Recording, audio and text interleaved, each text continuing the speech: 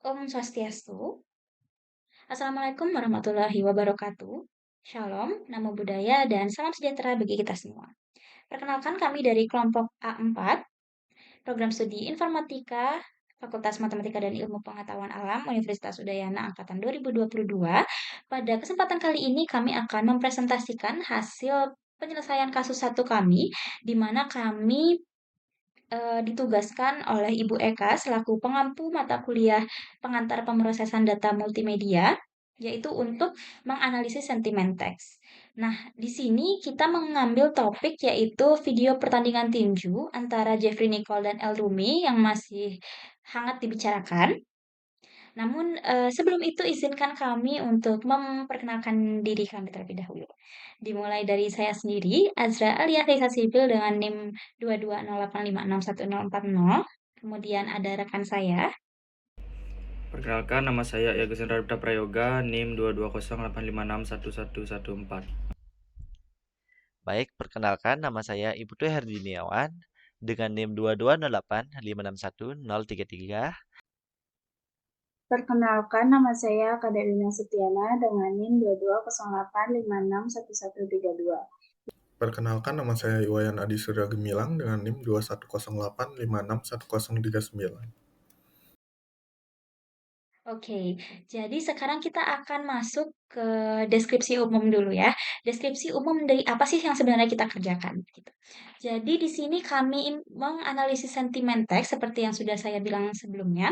Jadi di sini kita menggunakan video pertandingan tinju antara Jeffrey Nicole dan El Rumi, di mana datasetnya kami temukan di Kaggle. Jadi datasetnya kita menggunakan data sekunder, di mana data yang terdapat di dalamnya itu ada 800 data. Itu labelnya masih positif, negatif, netral. Namun karena pada penelitian kali ini kami hanya menggunakan label positif dan negatif, maka kemudian kita akan mengeliminasi data-data yang bersentimen netral karena kita akan menggunakan dua label saja. Jadi datanya itu menjadi 566 data. Oke, begitu. Untuk metode machine learning-nya kita menggunakan naive Bayes. Nah, jadi metode naive Bayes ini karena yang kami pingin nilai berapa akurasinya, lalu seiring berjalannya waktu kami menemukan sedikit masalah karena melihat datanya sendiri agak timpang, jadi tidak balance antara sentimen positif dan negatifnya. Nanti akan saya lihatkan. Jadi, untuk mengatasi hal tersebut kami menggunakan, SMOTE atau SMOTE atau Synthetic Minority Oversampling Technique.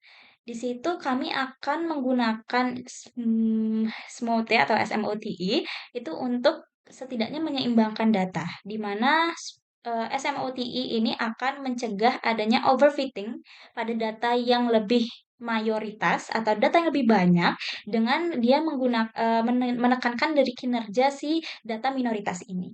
Oke, tanpa berlama-lama lagi, izinkan saya untuk menjelaskan terkait dari kode atau sebelum kita masuk ke aplikasinya, kita akan menjelaskan dulu beberapa kode dari pembuatan aplikasi ini. Nah, sekarang di sini kita akan yang pertama kita karena data yang kita gunakan berasal dari Kaggle, otomatis kita akan download dulu dari Kaggle-nya dan kebetulan saya sudah download dan di sini saya akan menampilkan data saya tersebut.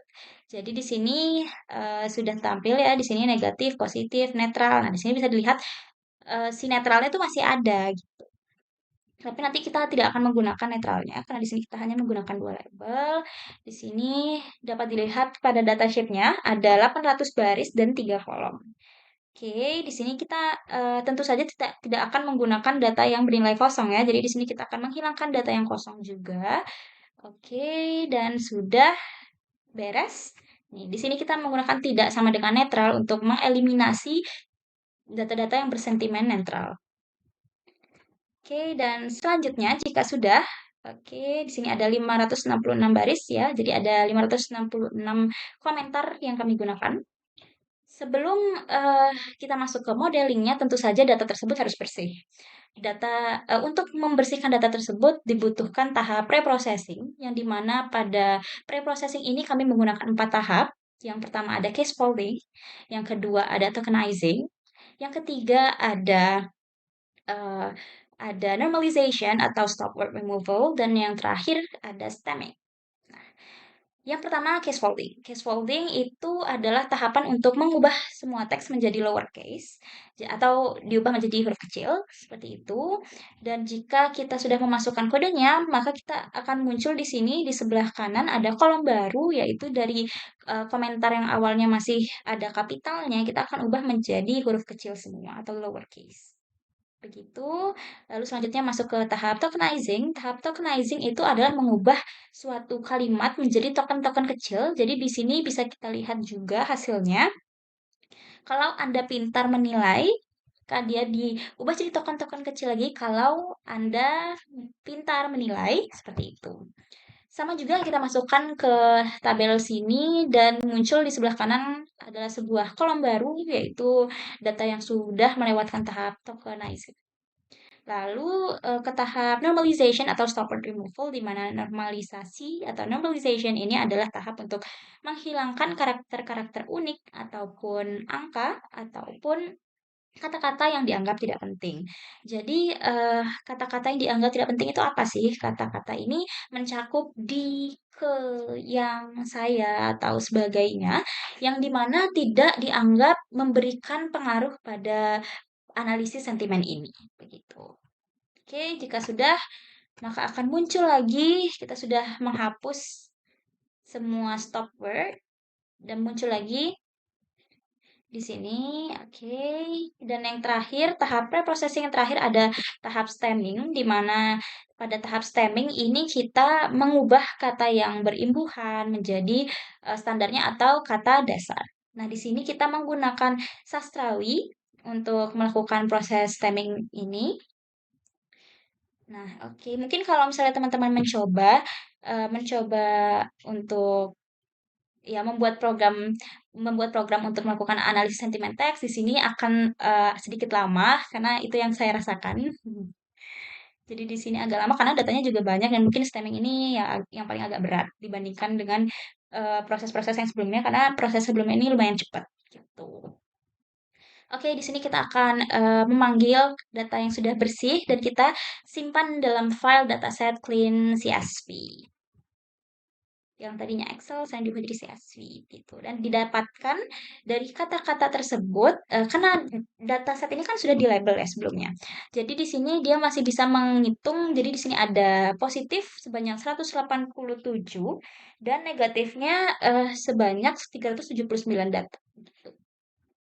Sekarang kita akan masuk ke tahap pembobotan atau weighting, di mana kita pada penelitian ini menggunakan TF-IDF atau Term Frequency Inverse Document Frequency. Oke, jadi apa sih TF-IDF ini? Jadi TF-IDF ini adalah pembobotan suatu kata, di mana kita memberi bobot pada suatu kata. Jadi seberapa penting sih suatu kata ini dalam suatu dokumen? Jadi eh, kita akan memberikan bobot untuk setiap katanya, begitu. Di sini kita menggunakan count factorizer untuk menghitung jumlah kata yang telah dibersihkan dan kita mendapatkan ada 1402 kata di sini ya. Bisa dilihat di bagian sini kita mendapatkan ada 1402 kata. Lalu kemudian kata-kata tersebut kita masukkan ke dalam vocab. Oke, karena kita akan menggunakan vocab ini. Lalu setelah itu kita masuk ke tahap oke. Jadi di sini kita akan menghitung dari TF-nya. Di sini akan muncul 3 kolom ya kita ubah jadi vektor seperti ini. Dan kolom pertama ini menunjukkan nomor dari dokumennya, dan kolom kedua itu menunjukkan letak katanya. Dan yang terakhir kolom ketiga itu melambangkan hasil dari TF-nya seperti itu. Oke. Kemudian kita akan menguji dan kita memanggil kata pada dokumen 1, kemudian ada muncul pintar, nilai, global, menangnya, Lumi, tanding, ulang kalah, Jeffrey. Lalu setelah itu kita akan ubah lagi seperti bentuk di sini. Sudah ada dan kolomnya masih sama dengan yang tadi. Lalu kita akan mengalihkan TF dan IDF-nya dan di sini muncul hasil bobot dari tiap kata seperti itu. Oke, lalu setelah melalui tahap TF-IDF, kita lanjut ke analisis sentimen. Analisis sentimen ini sebenarnya cuma buat menampilkan grafik aja sih. Jadi di sini kita lihat, nah di sini datanya timpang banget kan. Jadi kayak kalau misalnya kita tidak menggunakan SMOTI ya agak gitu. Dan di sini kita sudah membuat grafik untuk melambangkannya, untuk memvisualisasikan seberapa timpang sih datanya, seberapa tidak balance sih, seperti itu. Lalu di sini kita akan melakukan proses NLP atau Natural Language Processing, di mana di sini kita akan mengubah data-data sentimen ini menjadi numerik supaya mesin dapat mengerti. Nah, di sini kita memberikan nilai pada data yang bersentimen positif kami beri nilai 1 dan data yang bernilai negatif kami beri nilai 0. Oke, lalu dia akan mengubah sentimennya otomatis menjadi seperti ini 1010. Oke, dan ini kita memvisualisasikan data. Jadi setelah kita akan membuat visualisasi kata supaya kita tahu juga sebenarnya apa sih yang paling sering muncul gitu. Dan for me ini menarik sekali karena word cloud ini bisa nampilin seperti ini dan this is very interesting for me gitu. Jadi ini ada kata-kata pada visualisasi komen negatif itu yang paling sering muncul ada Jeffrey, ada ronde, ada kalah, seperti itu. Ada menang, ada L. Setelah itu ada data positifnya kita visualisasikan juga karena yang tadi sudah negatif, sekarang yang positif. Lalu ada Jeffrey, L, menang, pukul, seperti itu. Oke, lalu di sini ini sama aja. Ini sebenarnya grafik sama yang kayak tadi, cuman di sini bedanya cuman warnanya aja gitu. Cuman beda warna aja. Oke, dan di sini kita akan melakukan yang namanya data preparation. Jadi di sini setelah melakukan ya visualisasi dan segala macam preprocessing TF-IDF, kita akan masuk untuk menyiapkan data. Di sini kita akan men-split data yang ada sebelum kita menguji model tersebut. Kita akan melakukan split data terlebih dahulu. Di sini kita menggunakan perbandingan 80% data pelatihan atau training dan 20% data uji atau testing gitu. Bisa dilihat ya di sini kita bisa kasih size kepada data ujinya di mana di sini test size sama dengan 0,2 atau 20% gitu. Jika sudah kita akan tampilkan matriks TF-IDF-nya dan muncul di sini bahwa data training itu ada 452 data pelatihan atau yang 80% tadi dan 114 data testing atau data pengujian yang 20% tadi gitu. Kita ubah ke array. Lalu di sini kita akan melakukan SMOTI-nya yang tadi itu untuk menyeimbangkan data seperti yang sudah saya ucapkan tadi. Dan sini ada muncul bahwa grafiknya berubah ya. Tadi kan seperti ini. Lalu dia setelah setelah kita melewati proses SMOTI itu jadi seimbang gitu. Oke, jika sudah disiapkan datanya, maka kita dapat langsung masuk ke tahap machine learning-nya atau modelingnya menggunakan Naive Bayes.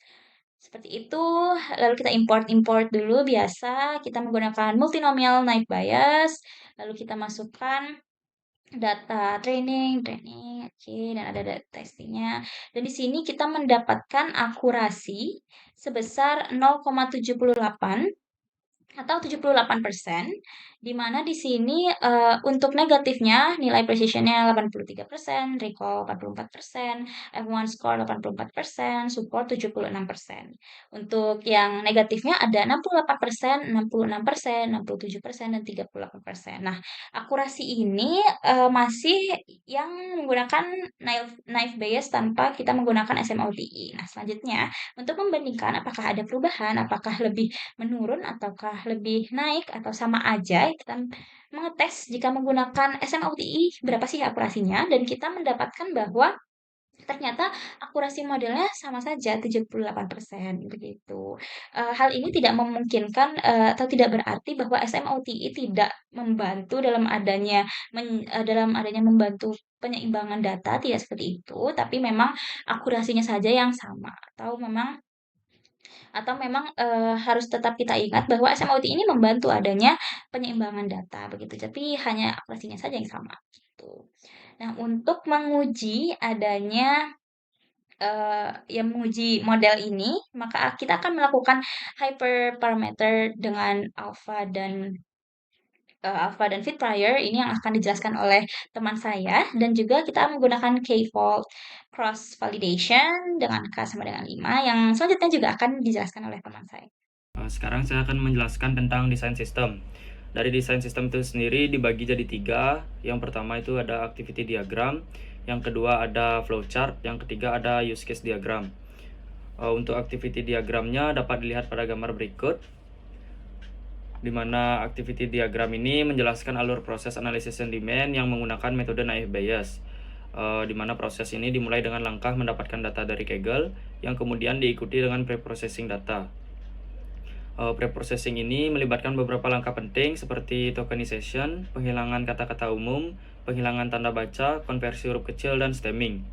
Di mana langkah ini dilakukan untuk memastikan data dalam format sesuai untuk dilakukannya analisis.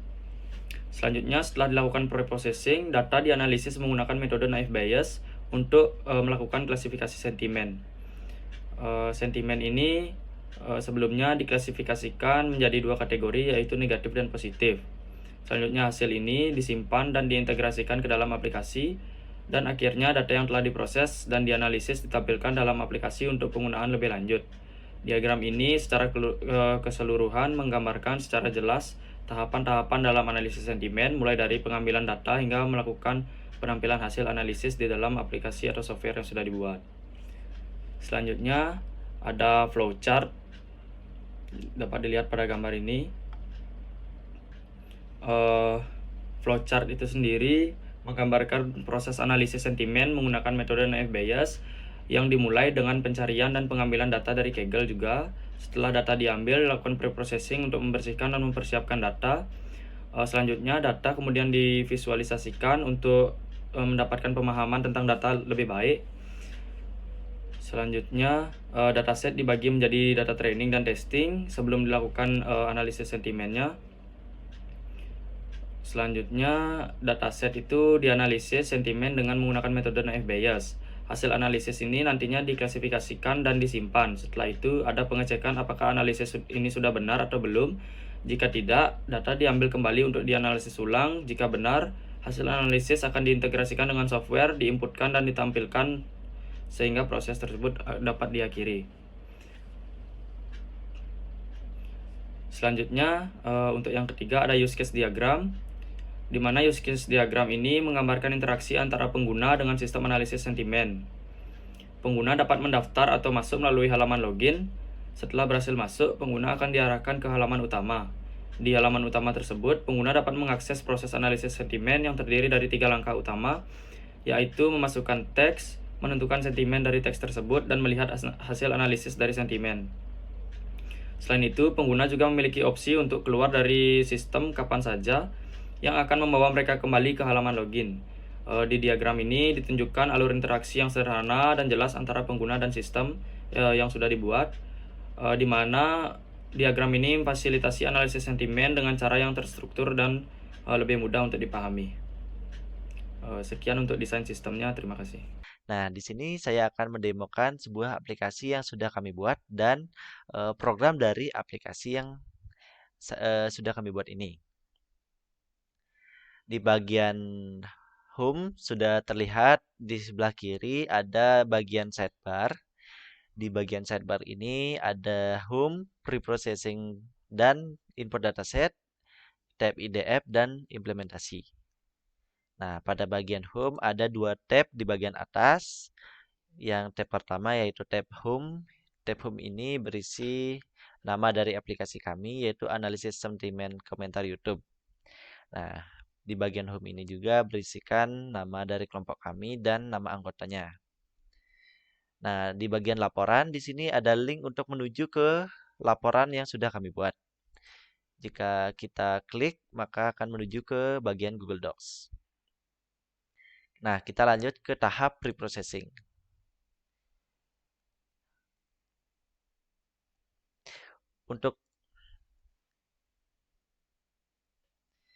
Untuk tahap preprocessing ini, di sini pengguna bisa menginputkan atau mengunggah sebuah file dataset yang dimana dataset tersebut harus di bawah 200 MB atau 200 MB. Nah, coba saya menginputkan sebuah dataset yang sudah saya siapkan sebelumnya. Nah, di sini program bisa membaca dari dataset yang sudah saya inputkan atau saya unggah, dan program juga bisa menampilkan dataset yang sudah saya unggah tadi. Nah, di sini sudah terlihat juga dataset yang sudah saya unggah. Di sini ada nomor pengguna, nama pengguna, komentar, dan sentimen. Nah, di bagian bawah juga ada info dari dataset saya. Lalu di sini juga ada info jumlah baris dan jumlah kolomnya. Dataset saya itu jumlah barisnya 800, dan di sini juga program langsung menghilangkan data yang kosong atau yang blank, sehingga tidak ada data yang kosong nantinya saat diproses. Nah, di sini kebetulan juga data yang saya inputkan tadi tidak ada data kosong. Nah, di bagian program di sini pada bagian upload file, di sini menunjukkan bahwa pengguna bisa mengupload sebuah file yang akan nantinya diproses. Nah, di sini di bagian ini program akan membaca file yang sudah diinputkan oleh pengguna, dan program akan menampilkan data dari dataset yang sudah diinputkan tersebut. Nah, di kolom komentar ini pengguna harus memasukkan nama kolom komentar agar nantinya sistem bisa lanjut ke tahap preprocessing. Nah, pada dataset yang sudah saya unggah tadi, kolom komentar itu yang berlabel komen. Maka saya harus menginputkan nama komen untuk melanjutkan tahap preprocessing. Nah, lalu saya menekan tombol ini. Nah, dan program langsung menjalankan tahapan preprocessing. Yang pertama itu ada tahapan case folding. Pada tahapan ini, sistem akan merubah semua dataset akan menjadi huruf kecil. Nah, di sini coba kita lihat perubahan sebelumnya. Di sini banyak kata awalannya itu biasanya kata huruf besar. Nah, setelah di case folding semuanya menjadi huruf kecil. Jadi program yang sudah kami buat bisa menjalankan case folding. Nah, di bagian coding di sini ada df ini pada line ke 178 di sini menunjukkan bahwa kolom komentar ini nantinya akan di lowercase atau di huruf kecilkan semuanya. Lalu program akan ditampilkan. Lalu data akan ditampilkan. Maaf. Selanjutnya pada tahap tokenizing. Tokenizing ini berfungsi untuk memisahkan kata-kata pada komentar. Di sini sudah terlihat outputnya sudah terlihat, dan bagian program juga sudah di bagian 188. Ini program yang di mana nantinya program akan memisahkan sebuah kata per kata nanti pada komentar, dan program juga akan menampilkan data tersebut. Lalu pada bagian normalisasi atau stop word, pada bagian ini Eh, pada bagian stopword ini berfungsi untuk menghilangkan kata-kata yang tidak terlalu penting. Contohnya seperti link, terus seperti emot, seperti titik koma, dan banyak lainnya. Di sini sudah terlihat perbedaannya yang cukup jelas. Pada indeks ke-7 kita lihat sebelumnya indeks ke-7 yaitu berisikan emot, dan di sini sudah hilang. Dan pada indeks kedua juga berisikan angka, dan kita lihat pada hasilnya di sini sudah hilang juga. Nah, pada proses steaming ini, proses steaming ini itu berfungsi untuk merubah kata tidak baku menjadi kata baku. Nah, contohnya itu mungkin kita bisa lihat indeks ke-0, kita lihat menilai. Apa yang akan terjadi, maka nantinya program akan merubah kata menilai itu menjadi kata nilai. Dan berkembang jadi kata kembang. Nah, pada coding kita bisa lihat di sini ada proses steaming. Pada proses steaming di sini pada indeks ke-206, line 205 sampai 210. Di sini program yang sudah kami buat ini pastinya juga dibantu oleh banyak library yang sudah disediakan sebelumnya. Nah, di sini sudah terlihat dataset baru yang sudah dibersihkan. Sudah terlihat juga bahwa di sini ada komen bersih. Komen bersih ini data yang sudah diproses pre-processing sebelumnya dan bisa ditampilkan oleh program. Nah, dan di sini juga ada pada line ke-218 yang menunjukkan bahwa program akan menghapus sentimen yang berlabel netral karena nantinya pada proses TF-IDF kami tidak memerlukan label yang berlabel netral. Jadinya program yang kami buat akan menghapus label netral tersebut. Lalu program akan menampilkan data yang berlabel positif dan negatif saja. Dan program juga dataset juga bisa di-download jika pengguna mengklik tombol yang ada di bawah ini, download CSV file. Kita klik. Nah, ini pengguna juga program juga bisa jalan sesuai dengan harapan. Nah, selanjutnya untuk bagian TF-IDF akan dijelaskan oleh teman saya Wina. Di sini saya akan melanjutkan penjelasan tentang UI dari analisis teks sentimen yang telah kami buat, yaitu bagian TF-IDF-nya. Pada menu TF-IDF, juga seperti menu pre-processing, pengguna bisa mengunggah file yang sudah di pre-processing sebelumnya atau mengunggah file yang sudah siap dianalisis TF-IDF.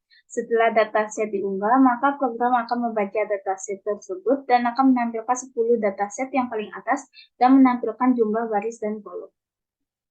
Di sini saya akan memasukkan datasetnya.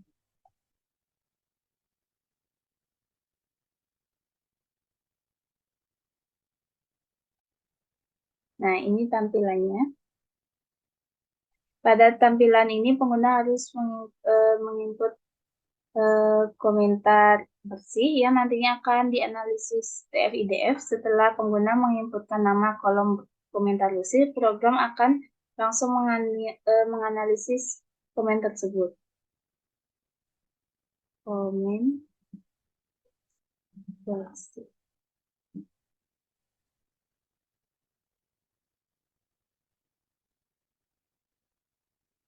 Nah, jadi di sini ada jumlah kata komentar bersihnya ada 1403. Lalu ini adalah kamus katanya, yaitu ada pintar, ada 1020, ada nilai 923, ada global 418, dan lainnya.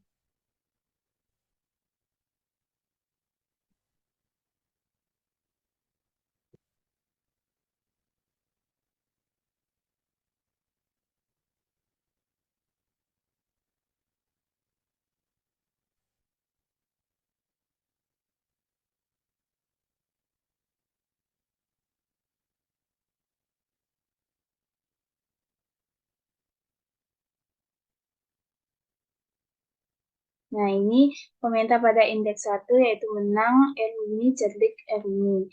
Kata pertama pada indeks 1 yaitu menang. Mengubah menjadi daftar dokumen tunggal yaitu ini.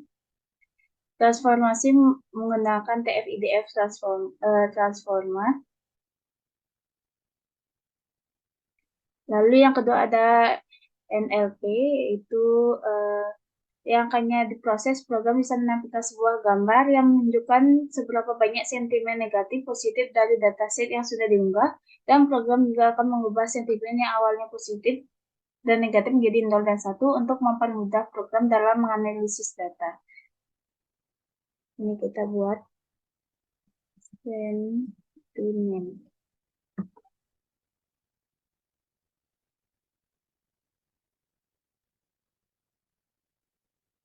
Nah, ini adalah diagram sentimen ulasan positif dan negatifnya. Di sini kita belum melakukan balancing, makanya di sini ada komen negatifnya ada lebih dari 350 dan komen positifnya ada di antara 200. Di sini akan mengubah sentimen positif menjadi 1 dan negatif menjadi 0 seperti ini. Lalu ketiga adalah visualisasinya, visualisasi data negatifnya. Nah, di sini kata yang terlihat lebih jelas atau lebih besar itu merupakan data kata yang banyak muncul pada komentar negatifnya. Di sini ada Jeffrey, ada kalah, ada menang, ada masuk. Selanjutnya adalah visualisasi data positifnya. Di sini sama seperti yang negatif tadi, yang paling besar yaitu paling sering muncul pada komentar. Data menang, pukul, Erwin, Jeffrey. Nah, yang keempat ada data preparation. Pada tampilan ini, program akan melakukan data preparation, yaitu akan membagi 20% data testing dan 80% data training, dan akan melakukan visualisasi sentimen menggunakan smoothie. Nah, di sini bagi 20% data testing, 80% data training. Nah, ini sudah dilakukan balancing menggunakan smoothie. Yang kelima ada modeling. Pada tampilan ini, program akan melakukan tahapan modeling dan planning. Program akan secara langsung menunjukkan hasil pemrosesan TF-IDF dari dataset yang sudah diunggah sebelumnya.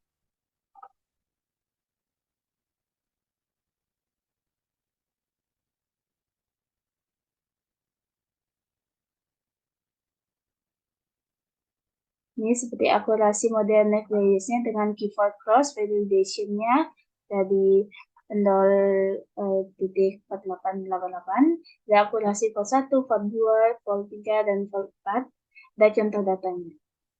Ini labelnya. Nah, selanjutnya adalah implementasi.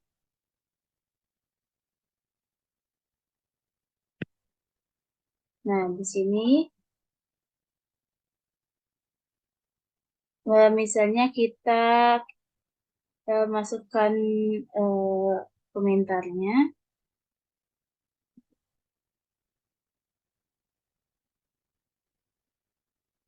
Gitu ya.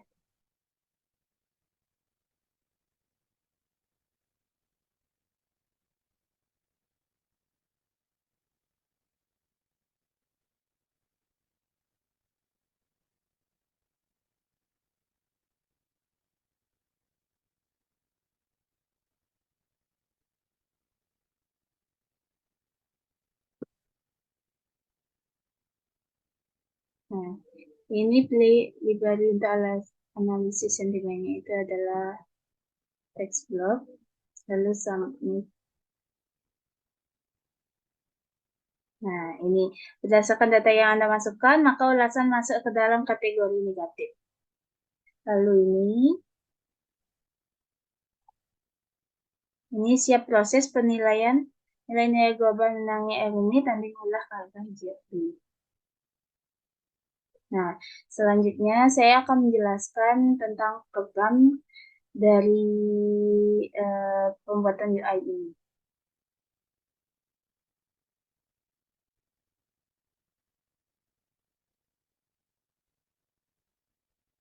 Pada line 232 sampai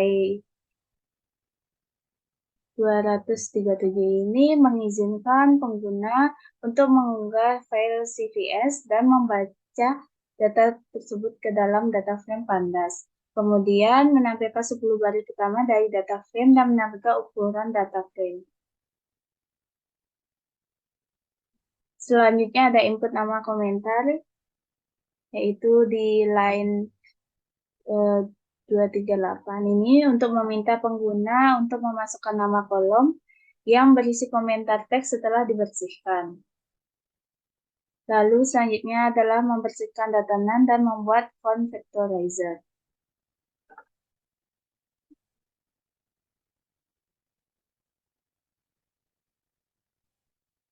Nah, dari line 242 sampai 245 ini adalah membersihkan nilai nan dari kolom yang dimasukkan oleh pengguna, kemudian membuat objek convectorizer dari Skinner untuk menghitung frekuensi kata. Selanjutnya ada transformasi data dengan TF-IDF, yaitu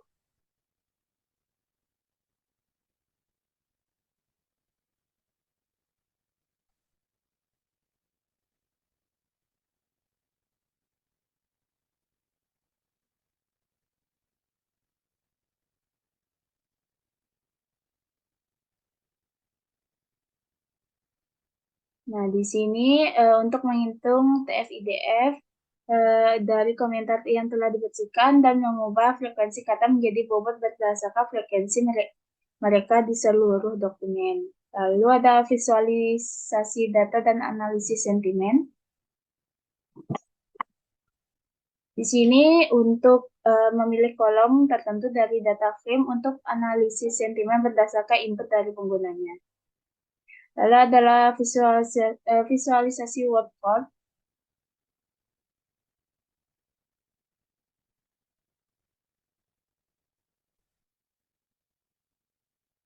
Nah, di sini untuk memvisualisasi word count dari komentar negatif dan positif untuk memberikan gambaran tentang kata-kata yang paling umum muncul dalam setiap kategori sentimennya.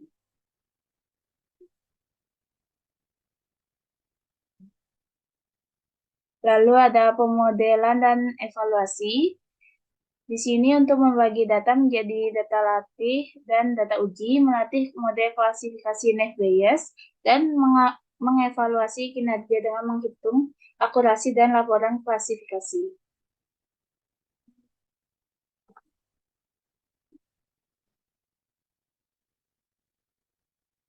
Nah, di sini ada untuk memproses data untuk mempersiapkan pemodelan termasuk pengkodean TF-IDF dan oversampling menggunakan Smoothie untuk menangani ketidakseimbangan kelas. Mungkin dari saya cukup sampai situ. Terima kasih.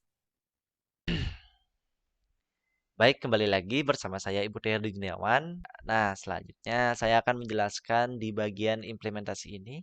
Di bagian sidebar implementasi ini yaitu program yang sudah kami buat. Di sini pengguna bisa langsung memasukkan sebuah komentar yang didapat dari YouTube semisal, dan program di sini akan langsung output berupa label terhadap komentar yang sudah dimasukkan oleh pengguna. Nah, di sini juga ada pilihan library untuk analisis sentimennya. Di sini ada 3 library yang sudah saya siapkan. Ada Vader Sentiment, ada TextBlob, dan ada NLTK. Nah, kita lihat untuk programnya. Pada bagian program, di sini ada bagian inputan. Di sini pada line ke 125, program ini bertujuan untuk pengguna agar bisa program agar bisa membaca inputan dari pengguna. Dan metode select box ini akan bertujuan untuk memberikan pilihan pengguna terhadap 3 pilihan analisis sentimen. Nah, jika pengguna menekan tombol submit, maka program bisa dijalankan. Nah, di sini komentar yang sudah diinputkan sebelumnya akan dilakukan preprocessing terlebih dahulu seperti cleansing, cache folding, tokenisasi, stopword, steaming dan pada akhirnya komentar akan siap diproses untuk lanjut ke tahap labeling. Nah, selanjutnya coba kita memasukkan sebuah komentar yang sudah saya siapkan juga sebelumnya, yaitu komentar tentang pertandingan tinju antara El Rumi dan juga Jeffrey Nicole. Nah, di sini saya akan memilih library TextBlob karena menurut saya library ini cukup bagus dalam bahasa Indonesia dan juga menurut saya library ini juga sangat presisi terhadap komentar. Lalu di sini saya menekan tombol submit. Apa yang terjadi? Jadi program ini akan menjalankan pre-processing yang sudah saya jelaskan tadi. Nah, pre-processing ini pada program terlihat pada line ke-33 sampai 55. Di sini ada clean tag. Clean tag ini berfungsi untuk menghilangkan add, tanda slash, dan menghilangkan clean URL, menghilangkan link, clean hashtag, menghilangkan hashtag, clean simbol untuk menghilangkan simbol-simbol pada komentar, case folding untuk mengubah komentar menjadi huruf kecil semua, lalu dan banyak lagi. Nah, di sini itu ada komentar yang sudah saya masukkan di sini. Program berhasil melakukan cleansing dan program juga berhasil melakukan case folding. Sudah terlihat perbedaannya. Juga program juga bisa melakukan tokenisasi. Program juga bisa melakukan stopword dan steaming. Nah, di sini ada bagian siap proses. Komentar siap proses ini bisa nantinya akan diproses pada tahap labeling dan akan diberikan label oleh program. Nah, pada komentar ini nantinya akan diberikan label. Nah, sudah terlihat juga di sini berdasarkan data yang Anda masukkan, maka ulasan masuk ke dalam kategori positif. Menurut program saya, komentar yang saya masukkan tersebut berkategorikan positif. Nah, jadi sekian presentasi dari saya. Saya lanjutkan ke teman saya. Baik, di sini saya akan menjelaskan tentang tuning hyperparameter pada model machine learning yang kami gunakan. Parameter yang kami gunakan adalah alpha yang bernilai 0,1, 0,5, dan 1,0 yang digunakan untuk smoothing, serta fit prior yang bernilai true or false untuk menentukan apakah probabilitas kelas akan dipelajari atau tidak pada model. Nah, untuk implementasi dari tuning hyperparameter bisa dilihat dari tabel berikut. Nah, selain menggunakan parameter, kami juga menggunakan model naive Bayes menggunakan teknik k-fold cross validation, yang dimana data dibagi menjadi 5 fold atau 5 lipatan. Untuk setiap fold, model dilatih pada 4 fold dan diuji pada 1 fold yang tersisa. Bisa dilihat di bawah sini. Dari hasil ini, catat bahwa rata-rata akurasi model naive Bayes melalui seluruh fold adalah sekitar 83%. Dari hasil pengujian ditemukan hyperparameter terbaik pada alpha yaitu 0,1 dan fit prior adalah false. Menandakan bahwa model mencapai kinerja puncaknya dengan menggunakan nilai alpha sebesar 0,1 untuk smoothingnya dan tidak memperhitungkan probabilitas kelas sebelumnya. Skor akurasi terbaik yang diperoleh dari cross validation seperti yang bilang tadi yaitu sekitar 83%, mengidentifikasikan tingkat ketepatan model dalam mengklasifikasi instan dari dataset. Namun ketika model diuji lagi pada data testing, akurasi yang dicapai sedikit lebih rendah, menjadi sekitar 76,32%. namun tetap menunjukkan kinerja yang baik dari hasil ini. Sekian presentasi kami atau sekian materi yang bisa kami paparkan. Kami harap video ini kelak akan membawa manfaat yang begitu besar bagi halayak ramai ataupun para penggemar machine learning yang sedang ingin belajar lebih lanjut tentang machine learning dan ingin meningkatkan skill. Baik buruknya mohon dimaklumi. Kami tutup dengan terima kasih dan Om Santi Santi Santi Om. Wassalamualaikum warahmatullahi wabarakatuh. Shalom, namo buddhaya, dan salam sejahtera bagi kita semua.